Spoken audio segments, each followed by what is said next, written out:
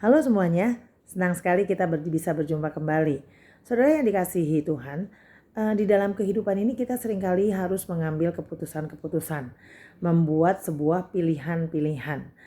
Kadangkala di dalam mengambil keputusan kita seringkali kebingungan. Makanya mengapa kita harus belajar dari firman Tuhan? Supaya keputusan kita itu berpihak kepada firman Tuhan. Bukan berpihak pada keinginan daging kita atau ego kita. Atau berpihak kepada orang-orang di sekitar kita yang mempengaruhi kita. Nah saudara-saudara, tahukah kita bahwa di dalam firman Tuhan ini kapan manusia disuruh mengambil sebuah keputusan atau pilihan? Nah, di dalam Kejadian pasal 3 ayat 1 sampai 6 itulah pertama kalinya manusia harus memutuskan sesuatu. Saudara ya, saya akan bacakan bagi kita semua. Adapun ular, ialah binatang yang paling cerdik dari segala binatang di darat yang dijadikan oleh Tuhan Allah. Ular itu berkata kepada perempuan itu, "Tentulah Allah berfirman, semua pohon dalam taman ini jangan kamu makan buahnya, bukan?" Lalu sahut perempuan itu kepada ular itu, "Buah pohon-pohonan dalam taman ini boleh kami makan. Tetapi tentang buah pohon yang ada di tengah-tengah taman, Allah berfirman, jangan kamu makan ataupun raba buah itu, nanti kamu mati." Tetapi ular itu berkata pada perempuan itu, "Sekali-kali kamu tidak akan mati, tetapi Allah mengetahui bahwa pada waktu kamu memakannya matamu akan terbuka dan kamu akan menjadi seperti Allah, tahu tentang yang baik dan yang jahat." Perempuan itu melihat bahwa pohon itu baik untuk dimakan dan sedap kelihatannya, lagi pula pohon itu menarik hati karena memberi pengertian. Lalu ia mengambil dari buahnya dan dimakannya dan diberikannya juga kepada suaminya yang bersama-sama dengan dia, dan suaminya pun memakannya. Nah, kita lihat bahwa di dalam Kejadian pasal 3 inilah pertama kali manusia harus mengambil sebuah keputusan. Dan ternyata sayang sekali keputusan yang mereka ambil, pilihan yang mereka ambil tidak berdasar kepada apa yang Tuhan firmankan. Sehingga keputusan mereka itu membuat sebuah bencana, saudara ya.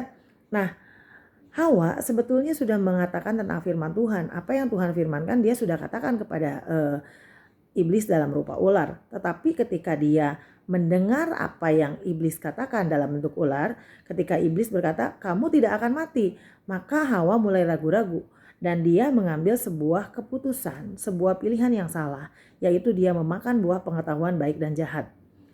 Nah, saudara-saudara, kadang-kala keputusan-keputusan kita ini menjadi salah karena kita mendengar dari sumber yang salah, atau orang-orang yang memberi nasihat kepada kita itu adalah orang-orang yang tidak berpihak kepada kebenaran firman.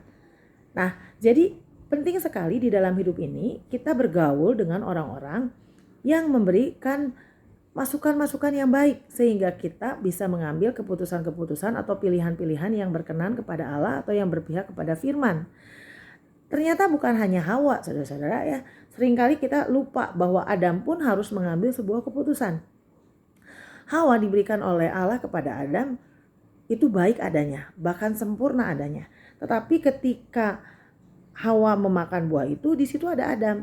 Dan waktu itu di dalam ayat yang ke-6, ayat yang bagian B, kita akan lihat bersama-sama. Lalu ia mengambil dari buahnya dan dimakannya dan diberikannya juga kepada suaminya yang bersama-sama dengan dia, dan suaminya pun memakannya. Jadi Adam itu diberi kesempatan untuk memilih, saudara. Dia tidak dipaksa, tapi dia harus memilih apakah dia mau makan buah itu atau tidak. Dan ternyata dia memilih Hawa. Apa yang kelihatan? Kadang-kadang pilihan-pilihan kita itu hanya berdasarkan apa yang kita lihat, saudara. Jadi mari kita belajar bersama-sama dari firman Tuhan supaya kita mengambil keputusan-keputusan yang berpihak kepada Allah. Hawa memberikan sebuah pilihan kepada Adam. Dan pilihannya itu adalah pilihan yang buruk. Tetapi ternyata Adam mengambil keputusan atau mengambil pilihan itu walaupun dia tahu itu buruk. Seringkali pergaulan kita juga sama. Pergaulan yang bersama-sama dengan kita atau pergaulan yang di mana kita ada, seringkali itu mempengaruhi kita di dalam mengambil keputusan atau pilihan-pilihan. Seperti di dalam 1 Korintus pasal 15 ayat yang ke-33, saya akan bacakan. Janganlah kamu sesat, pergaulan yang buruk merusakkan kebiasaan yang baik. Jadi mari kita bersama-sama membuat sebuah atau ada di dalam sebuah pergaulan yang baik supaya keputusan-keputusan kita adalah keputusan-keputusan yang berpihak kepada firman Tuhan. Karena ingat saudara-saudara, karena ingat kita semua harus ingat bahwa pergaulan yang buruk merusakkan kebiasaan yang baik. Bergaulah dengan orang-orang yang tepat supaya keputusan-keputusan kita pun tepat.